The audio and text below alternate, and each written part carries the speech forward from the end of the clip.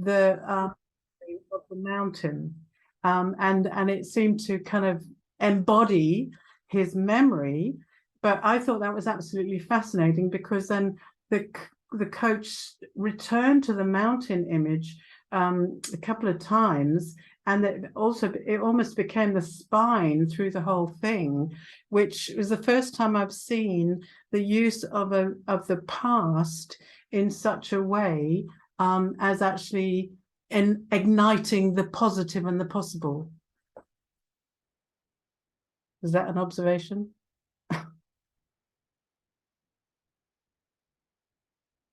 Oh, what's happened? Yeah, Chao, share with us. Thumbs up. Share with us. Thank you, Janet, for starting the sharing. And I'm so inspired when you touch the point of positive and possible, because that is also what I observed from this conversation. So from beginning, when the moment Ben said that you make it hard for me now, then I start to like thinking in my mind like, oh my God, I don't know what the story will go to, because the client seems like talking a lot more on something complicated. And then later on, when Ben start to trigger some wording for the client to reflect on, and then it leads to the word of release, and further down to from the moment the client shared about climbing the mountain, and then in the later state, that story is still anchored there with some of that observation, helping the client to uncover further. Thank you. Thank you, Maria. I can go next. I've been there. I was feeling it, so I'm going to say also my observation. Well, when he actually inserted that story about the boy who loved the girl, I wasn't expecting that, and it was also an anchor of a reflective point where he used like a story of his own to make the client reflect, and it actually widened, or let's say also widened, but yet simplified the issue. Further, you can overcome those perceptions or the limits, and then go for the dream and actually achieve the dream. Thank you. Thank you for the observations, Dakpo. That was good for somebody who has not experienced coaching before. That was good observations. Well done. We're looking forward to you enrolling with us in CME. Oh, yeah, I'll reach out to you afterwards, and okay. I tried to send, but I couldn't, send the chat. Picked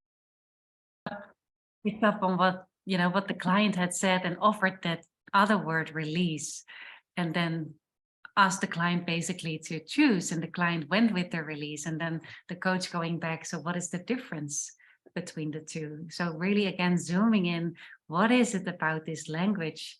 What is it about it? And to me, that was really, really powerful in this conversation, really the zooming in on the language and gently inviting, especially this moment that Sunanda just pointed out, inviting the client to see it, to look at it a little bit differently. Yeah.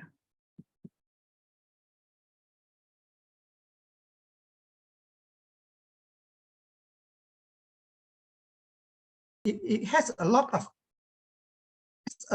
of so-called mind thinking to give the client that kind of thought. Mm-hmm. Okay, the kind of thought, whether that set me free and let it loose, that kind of thought. And sometimes it's not within our core level to actually think over it. And it's very marvelous, when the client decided to use set it free and describe, and his perceptions of things. Yeah, so that is something, and also the use of words. Because we feel that the vocabulary used is something that, we might not have the capacity of vocabulary, whether to use advanced and the 3 A's and all that. I think that was well used in the conversation. That is marvelous to us listening to the conversation. Haven't climbed this mountain, and you said you need courage. What is this telling you? Is it all about courage or still about assurance? But I guess the coach, was able to, I think, put the whole together to be able to come up with a leap and change a concept, which at the end of the day was one of those masterpieces that I always admire come from Ben. That's what I thought. Yes. So Olivia, if you want to share as well, then we can Yes. cover that. Yeah, and I do want to focus on language and how language was used. Whatever was used for the client register and whatever was not used, actually, words that were used and words that were avoided by the coach, and also about maybe later about the thinking of the client. So I remember the first language that Ben picked up were these 3 E's. Maybe you help me here, all with A. So achievement. What else was there? All positive and encouraging words.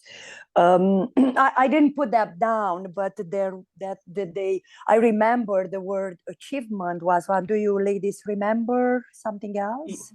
Advancement and adventurous. Yeah. Adventurous and advancement, right? So from these 3 words, I think the client realized that he can advance, he can get unblocked, he can get. I'm not sure if he came with the expression of the mountain before or after those. Yeah.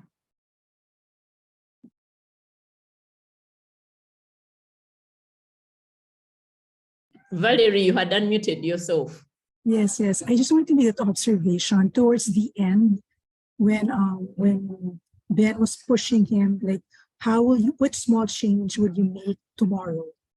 And then there was like a progression. That's in the line of action. What about a small change in your way of thinking? And then it was still action. And then the way of a change in the way of speaking. So I was thinking those nuances actually was very effective also in getting the response from the client, differentiating those 3 things, which for me would have just flown over my head, but then it was differentiated. So it was very helpful also.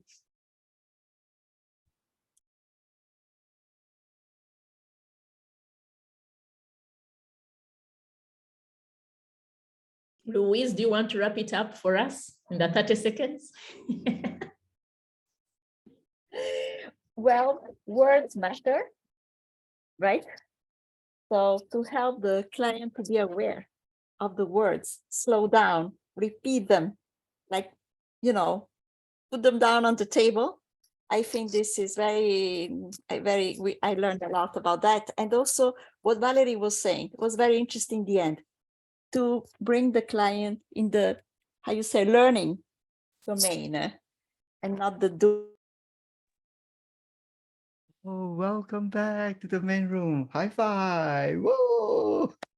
Okay, great learning, making observation, being able to clearly describe what you're observing without describing what you see is an important part of making your learning concrete.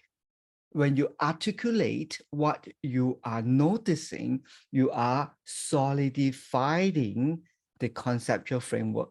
Now, all agreed, the CMA approach is not easy, right? Sounds simple, huh? expand the mind. What do you mean? What makes it important? What positive difference? Sounds simple, right? Right? Ah, the ingredients is simple, but the process of making this cuisine is not simple. Okay, you got the recipe, you got the ingredient, great. Now it is the process of putting everything together that makes this a wonderful dish. Agreed. Okay, we all comes from different level, and henceforth, you know, okay, good. Let me just say this way. I'm very careful in how I'm structuring the design in terms of trainings to coaches. First, we have to bring you to the market to teach you how to pick the ingredient. Okay. Some of you are scratching your head. Oh my God, what is he talking? What ingredient? What cooking? We are doing coaching. Okay. Let me make it more simplified. When we are making observation, we need to know what exactly you want, right? So it's the same like going to the market, being able to select your ingredient. How many of you never go to the market to buy the vegetables, meat? Oh, okay. You guys do online delivery nowadays. My wife picked up that bad habit, and I realized the grocery bills go higher instead of going down. Okay. But anyway, that's the first step to take you go to the market to teach you how to pick the ingredient, right? How to choose the fresh fish. Do you know how to choose fresh fish? You don't know. You know. Okay, look at the eye, look at the gills, you know what I mean? Look at the colors, you know what I mean? So we're teaching you how to select ingredients. And you know, the client's content is like a field of mind. Very scary, you know, because you just have no idea what is coming in front of you. It's not only a field of mind, you are walking on the field of mind blindfolded. And there you are, someone telling you, be careful, there's a bomb there under the hidden door. Ah! Do you understand? Right, there's just some items, something that we need to be aware not to overemphasize it, right? So at the core level, now you understand, right? It's not just simply just plug the handles and just put something inside there and ask, what do you mean by that? Or what makes it important? Or what positive difference? It's not about the question. It's about the observations. What is it that you are able to observe about people creating the story, and use your observation, your knowledge around observing the element to navigate the content. So far, so good? Great. So now we know what is the ingredient. You need to process the ingredient, right? How many of you know how to prepare a lobster? I want to prepare lobster soup. Okay, prepare a good a fish meal. You know, you have to process the fish, right? Okay, some of you just buy fish fillet, so it solves all the problems. Okay, but I'm talking about real fish with the gills and all the. You know, you have to clean up the fish. Yes, you have to process things. Similarly, when the client speaks, the whole entire content is like a piece of structure that you need to be able to layer it nicely. And that's why we observe the structure layout, the thought process, how the different blocks of ideas come together. So that's my example of cleaning up or preparing the ingredient or seasoning the ingredient. So far, so good? Great. That now you got the ingredients, that is the freshest one, you are able to, you know, clean it up properly, season it well. Then the final step is when you cook it. Okay, great. Can you control the fire? Can you control what goes into the actual cooking of the dish? Well, you try to bake a cake And sometimes you just say, what? Why is it that it's not rising up? Why? Right? So that's where there are a lot of things that is just beyond what you can control. But you can control is make sure you pick the ingredients, season it well, and follow the procedure, and then do your best to manage how things is evolving real time. If you watch MasterChef, do you watch MasterChef? Right. Yeah. You know, like, yeah, these are all experience, chef, and still things doesn't turn out the way it's supposed to be. So far, so good. Great. Hope this gives you the appetite to pursue mastery in coaching, that it is not that straightforward. Cool. Great. So we're going to have a dialogue session right now to help you to deepen your understanding of the process itself, what actually happens in the conversation, so that you get a sense of how the science work here, rather than this is just based on some good intuition. Okay, so we're going to open up for dialogue sessions. Now, I'm just going to make a statement here. I cannot remember what happened in the conversation. Okay, so you need to refresh me a little bit, but I can remember the client story 100% well. Okay, but what I did in response to that, I don't have quite a memory right now at this stage of time. So you might need to help me to refresh my memory. What exactly did I say or do?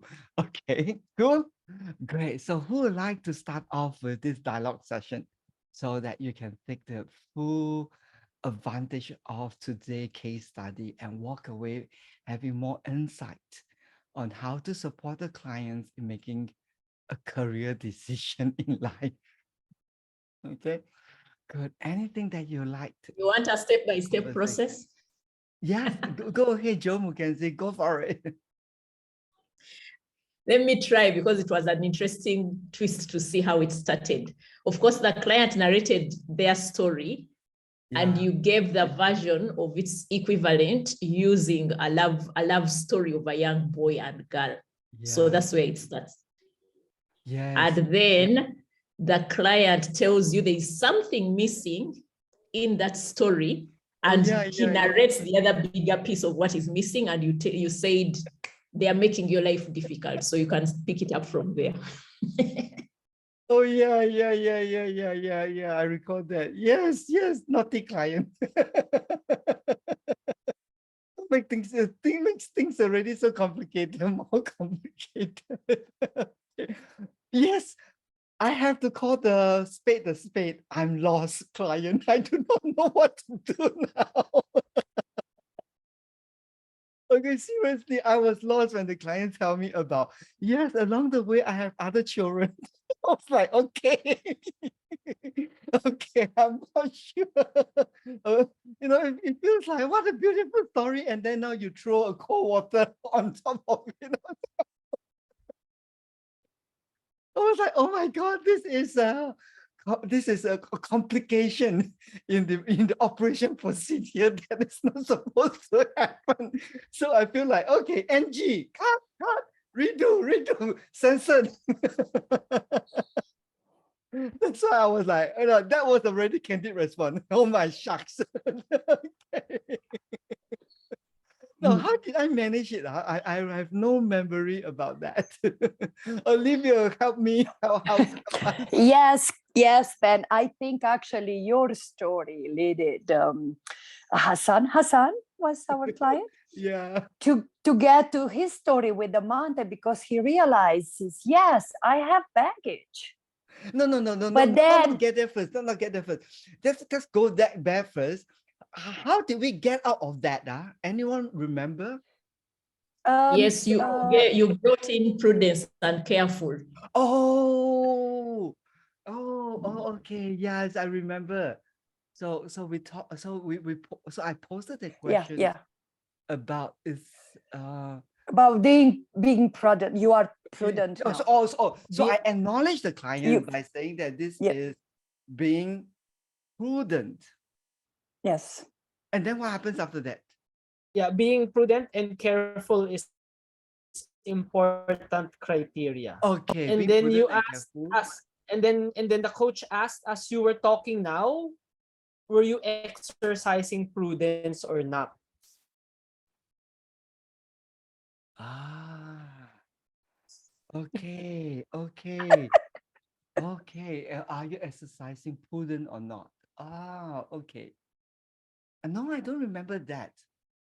You No, brought no, in, it's- sorry, Go ahead, Janet. you brought in the question of assurance. You said it sounds like you need assurance, and that took him into courage, and then the courage seemed to yes, be the yes. positive trigger that took him into the memory of the mountain.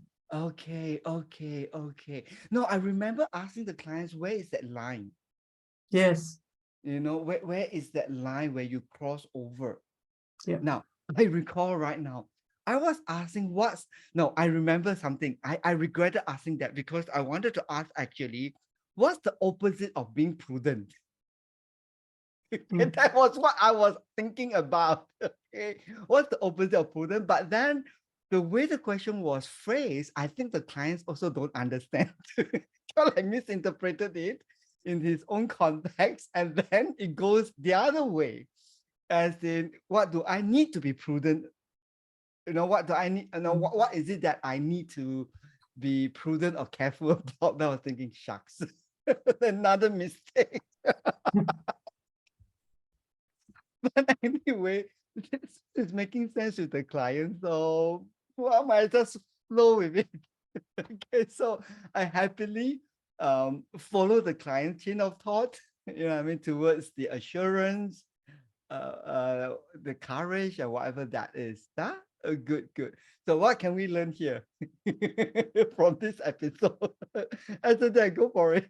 I think one thing I'm celebrating is for the advanced students. I want to ask you, what are you appreciating when the coach is just surrendering to the client? So I'm appreciating. My curiosity is different before that. Maybe it's not the time for the question, but my curiosity when the coach is taken aback, he wanted his metaphor to land differently, and the client gets excited. There's something else that he's seeing because that's his preoccupation. What were you trying to create in that moment when you came up with what was supposed to be a disruptive story, but then it picked out baggage? Yeah. Okay, that's a good one. What else can we learn from this episode? Great. I just great wanted to lesson. celebrate the non-attachment here. Yeah. You know, not being attached to anything, and the coach allowing for the openness and creativity to be there consistently, so that new images and possibility to pick up from the client the new things that are coming up. So I think that is one thing in this session I was celebrating a lot, because what we share, again, there is a sharer and there's a receiver, and we don't know how the things are going to match. Sometimes they will match as we expect, and sometimes they match a bit differently. But how the coach adjusts and adapts to what he is now receiving from the client, that is key. It was one of the things I picked up. Yeah. Honestly speaking, I'm really struggling to try to find a match. It's like trying to, you know, the space stations when they want to dock the space, the shutter to the station, they have to be precise locking into it, right? So today was like, okay, let me try to find a fit. At first, it looked very fitting. Okay, the story of the young boy falling in love, very good, very good. And then, oh, it was a scary moment. Okay, not knowing what to do with the rest of the conversation. It was scary for me. Okay, but I have learned just you know, just tell your client, I'm so sorry. You really caught me off the guard. But Ben, can I just come back to the power of the what else question? Oh, Because you said it sounds like you need the client.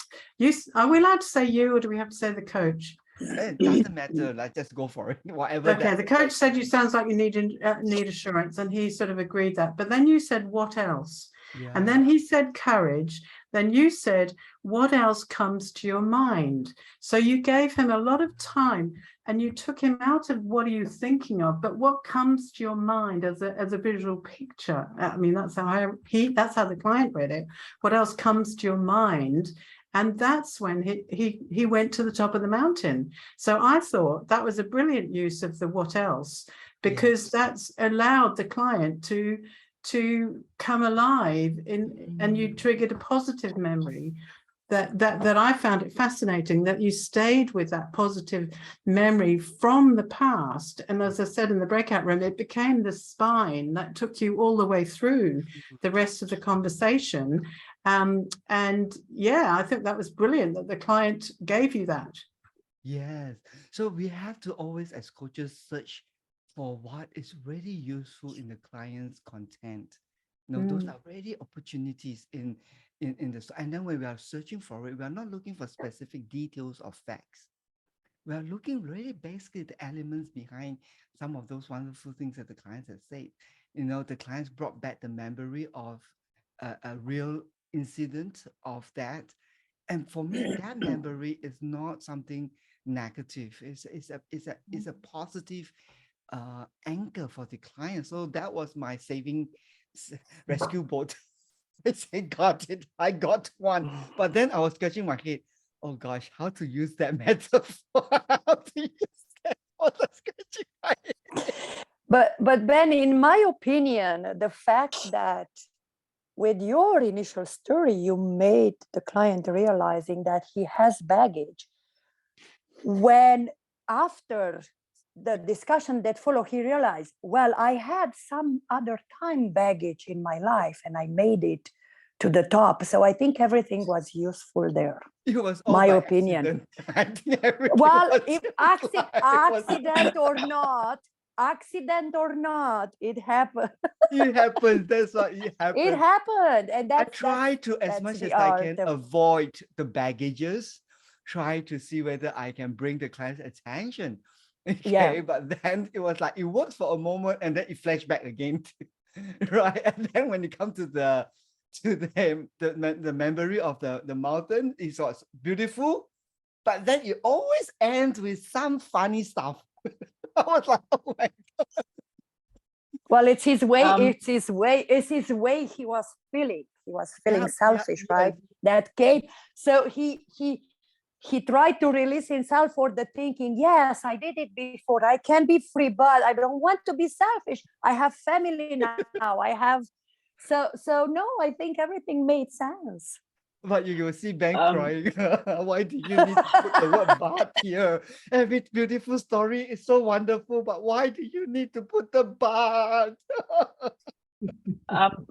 Hi, Ben. I am not a part of CMA. I'm just a guest here. So it's been so it's been a very, very insightful experience. And I think I have so many questions and so many thoughts going on that I can't even put them in words. But what I found very interesting is that, and something that the training that I did not, encourage that much, or maybe I took it that way.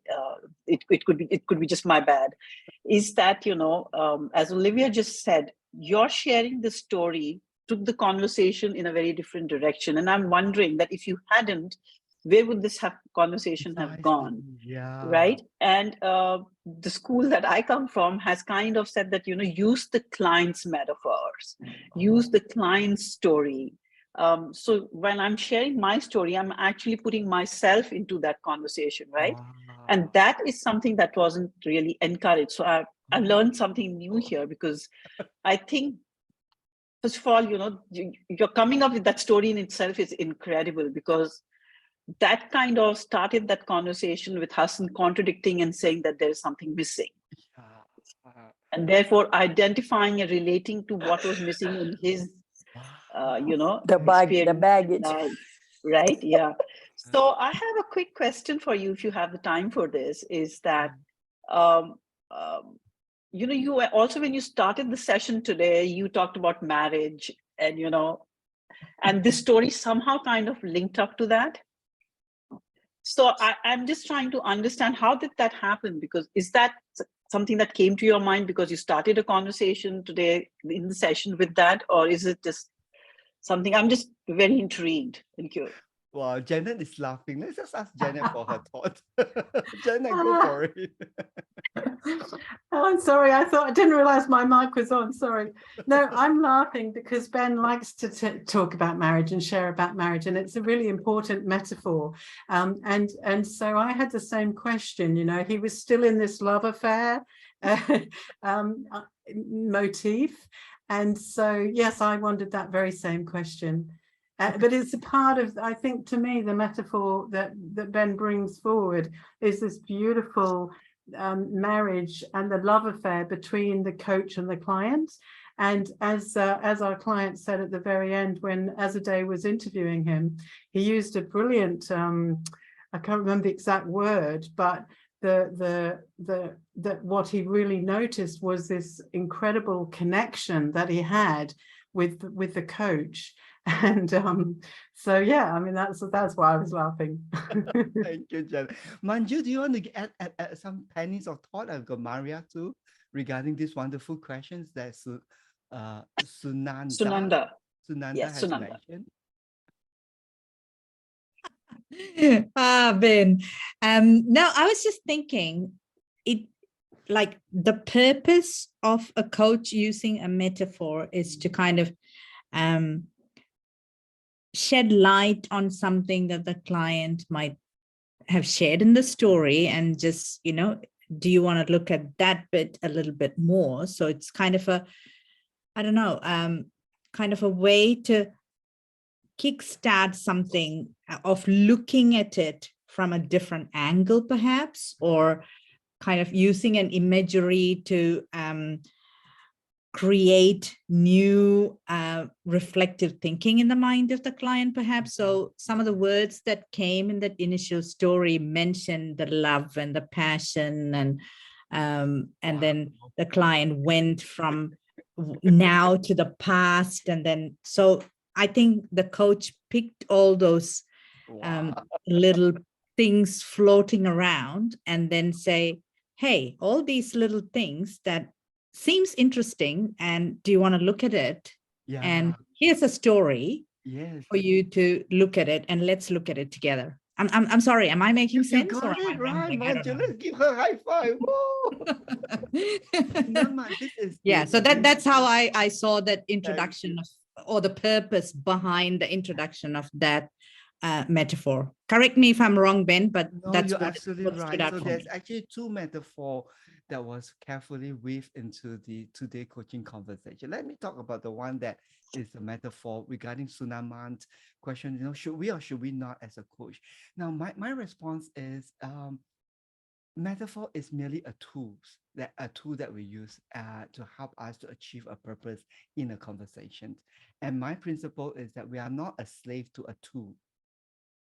The tool is supposed to be a slave to me. I'm supposed to master it, right? So it's not about, you know, can I or can I not?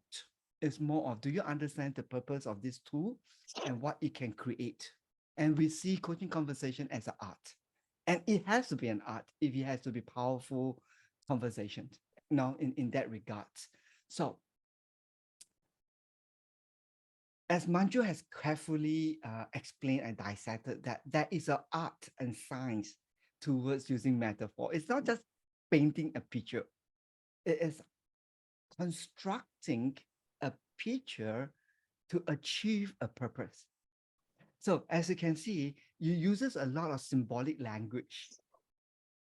Child, love, growing up, going outside, coming back again,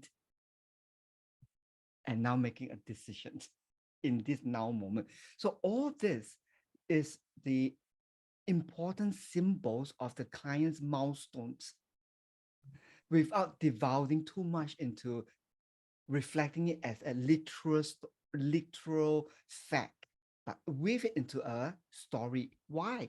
Because in order for someone to experience powerful shift in their thinking, it is more powerful if they are in a reflective thinking process rather than a analytical thinking process. Now, if you contrast you know, the way the client described his story at the beginning is using more analytical skill to logically say, this is what happens in sequential order. But once the same content is weaved into a story, it's like now watching a movie with background music Titanic. And you feel the mind just get alive. But the content is still there. So what we have created is a reflective thinking space for the client. And based on CMA framework, that's the power. It's the thinking process, not the content. Now the content is transported into milestones, important milestones. And by playing with time, going back and coming to the present and now, it allows the client to jump out of their own content. Now, to set that well, usually in meeting, we set a context. Before the meeting starts, we set a context. So henceforth, it's very good before the conversation starts, set the context. Wow, how are we doing today? How's the weather here? It's getting hot. Yes, today we're going to have a hot topic. Okay, that also prepares the client's state of mind into the actual conversation. All these are mastery that we thought that will make a conversation a little bit more personal. Good. Thank you, Sunama, for joining us. Now, Hassan, will you go first? And then after that, I saw a hand after that. Go for it, Hassan. I just want to acknowledge that the what else question, because I have learned this in the course, but I never knew that it was that powerful. And when you repeated it like several times, I myself had to find answers. I had to bring you more materials. So I think that was a very powerful tool that I did not, I actually undermined. And also you using the story of the boy and the little girl maybe triggered that, okay, I can also bring a story to clarify where am I at. So I wasn't thinking about it, but maybe when you brought the story first, it made me think, oh, it's okay. So I can also bring a story of my own to clarify myself. Yeah. So I think that was also amazing. Thank you. Thank you. And the entire conversation becomes a story. Yeah. Your story, my story, what we can learn from this story. Let's not talk about this story. Let's talk about other stories. Stories that is untold yet. Right? Isn't that wonderful? Great. Irene, would you like to go next? I just wanted to drop this in from the way I'm understanding the contribution made is that the use of the metaphoric story at the beginning was not the coach inserting himself into the story, because it wasn't your personal story. It was the pieces that you have picked from the client's narrative that you're using to create a graphic picture, a 3D, so that to give the client an opportunity to see a movie from what he has said, and use that to bring the client in, and for him to be able to watch the whole thing come together. So that metaphoric language wasn't your personal story. It was not the coach inserting himself into the conversation, but using elements from the client's narration to give him something he can watch. That's the way I understood that. Oh, we have two cooks in the kitchen today. Okay. And we did not spoil the dish. Okay, it comes out well tonight. Okay, great learning. Great learning.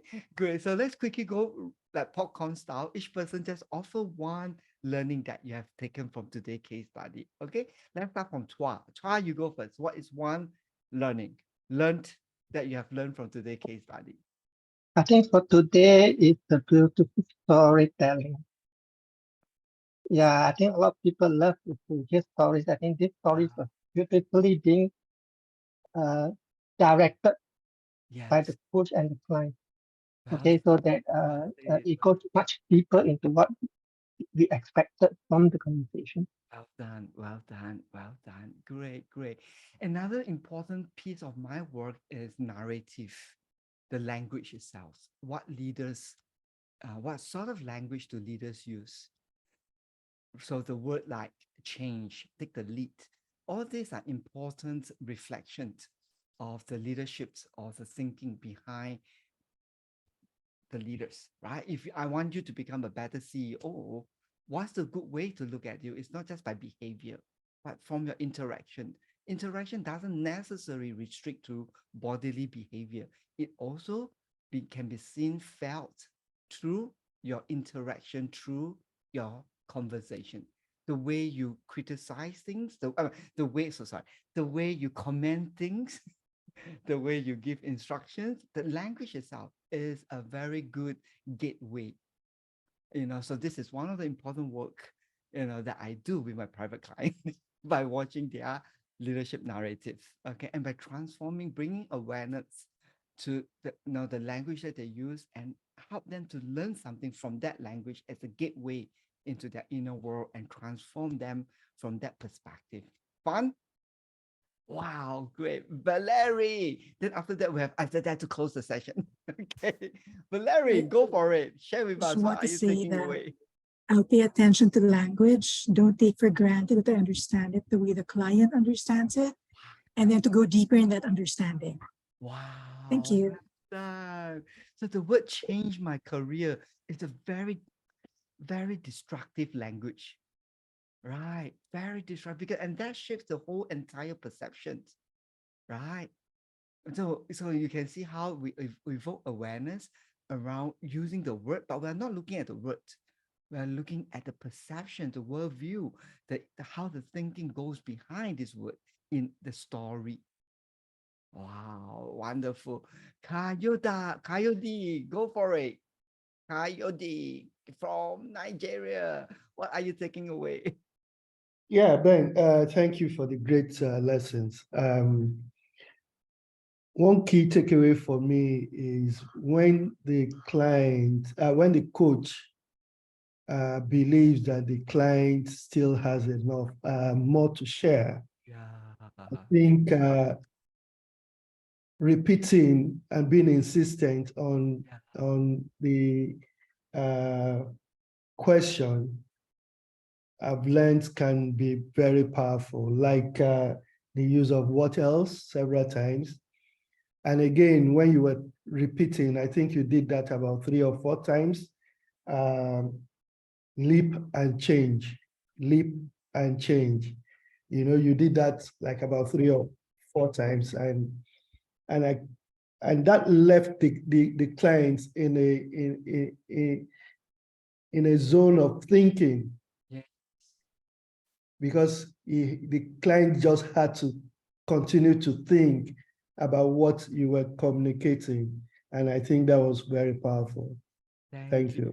Thank you. How about Chua? Since we have not heard yet, and then Maria also, and then we have and Colleen has left, but it's okay. Chua, let's go for you. What are you taking away, Chua? It's me. Yeah.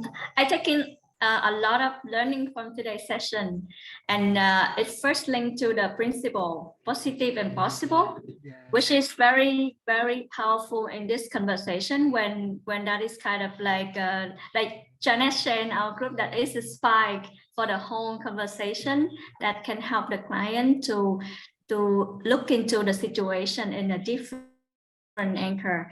And the other thing that I learned also is that how the coach observe the pattern of thinking from the client and offer a different way of reflecting. Like I noticed the metaphor from beginning, and I was thinking about not applying it in my advanced learning. I don't want to apply it from beginning because it may lead to something that we cannot control.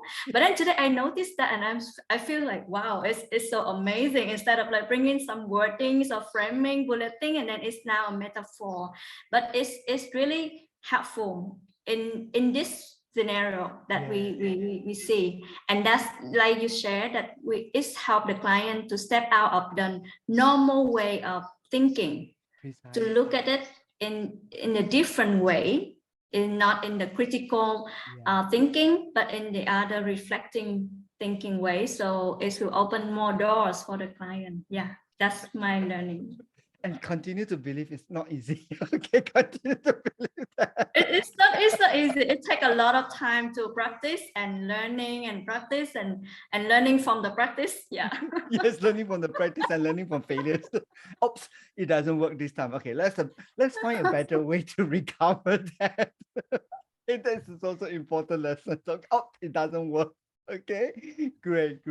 Yeah, and Kareem, would you like to offer some thoughts before I get Maria, and then after that, Azadeh will go. Oh, we have Francis also. Francis, and Kareem, would you like to go first? Yes, of course. Yeah, I'm sorry. I'm really a bit dark in a dark room today. I really would love to acknowledge the power of zooming in on the language. I thought that was so powerful to see that today. Yeah, how you picked that up from the clients, especially when he had this dream all his life, and language attached to that dream all his life, and wanted to make a change. And yeah, in this scenario, to zoom in on that language, the way he had been speaking to himself, I think that was really, really powerful. Thank you, Francis. What are you taking away? Wow, thank you.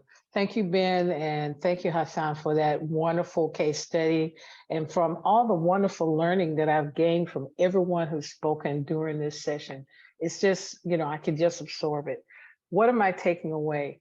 I don't know if I can articulate it quite as well as I like to, but one of the things that really is just captured my attention, Ben, was particularly how you are able to translate your understanding of the science, and it just comes out in the way you demonstrate the application. And what I mean by that is I just looked at my notes relative to how you use the client's exact words versus how you offered your words to elevate the client's awareness. And so I just truly, really appreciate the experience of the language and the science behind the language to really help the client move into a reflective thinking mode. And just like making your spouse happy doesn't always the case. You have to really try and error all the time. Try and error. No perfect guarantee. And that's what I would like to leave behind. Even the science is real and it's powerful, you cannot control the science. Right? You need to have that certain level of surrender. Right? That as much as I'm aware and I can do it, but then learning to let go of the eventual result is going to be the key. And that's why you can really dance and enjoy. Oops, it happens again. Wrong answer. That's not what I want. Okay. But instead of getting uptight over it, just say, client, let me just see how I'm going to get my way around it. You know what I mean? So by just having this kind of state of mind, it allows the flow to be more powerful. Great lessons. Maria, would you like to go for it? And then after that, we will end it quickly with Azadeh. Yeah, thank you, Ben. It was such an amazing session. Honestly, like pure excitement with, yes, all the takeaways today. And special thanks for sharing what was behind the scene, let's say. And one of the takeaways is really being okay with not knowing, trusting the flow. True. Yes, and trusting your intuition and really self-regulating. Yes, self-regulation is a big part of that. Yes. Well said, Maria. When you get lost, don't panic, don't cry, don't shout. Just, oh, yes, we are lost. We are lost. Okay. Well, and that is going to be the case. And I'm going to leave behind always let your client story touch you. Okay, you must reach to the point whereby every conversation could be, you have to, and that's what I have learned to keep my heart very pure with this, that let my client story touch me today. I mean, I've been doing transition coaching for almost how many years already? I mean, what is it that I've not heard about, right? But because the attitude is always let the client story touch you. What can I learn from my clients? Not just intellectually, but allowing it to really touch it at this level. Can do. After that, we have the honor to close. Oh, let's go for Manju, and then after that, Manju, go for it. I'm so sorry. I just wanted to say one little thing before we wrap up, because there are some guests here, and I just wanted to say one thing about CMA style of coaching, and that was very evident today, was we see coaching as a partnership where the coach and the client are on equal footing, and we firmly believe that people are creative, resourceful, and capable. And that is what kind of differentiates us from the rest. And also that framing the content before making the inquiry, and Asade mentioned this before, it's not about the questions, it's about what the coach observes and offers for the client to give them that different perspective. So I just wanted to put that there, that true partnership and the seeing our client as a resourceful person, there's no need to fix anything, was very evident today, and I really appreciated that. Oh, thank you, Manju. Good to have you here with us tonight. And today we have the honor to close us today. Oh, such rich learnings and a beautiful session today. So one appreciation that I'm taking is I'm looking at the scheme of change, and I think we can all reflect through our own eyes of how is change for us. Yes.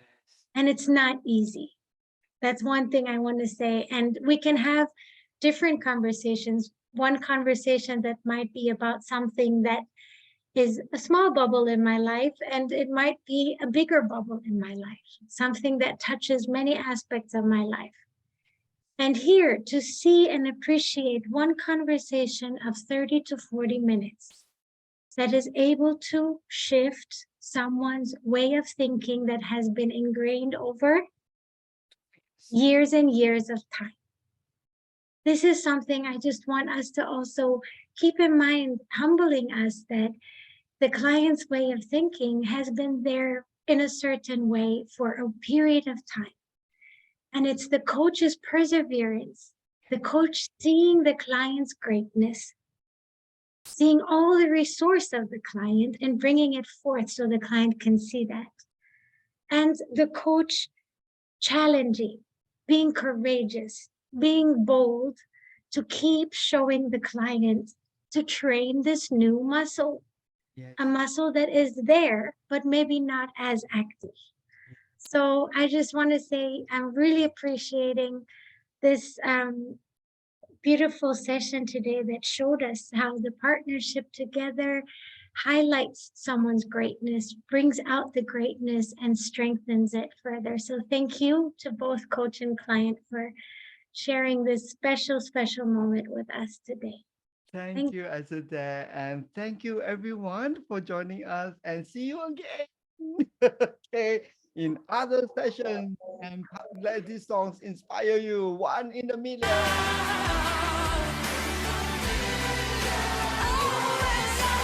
you everyone. The future session.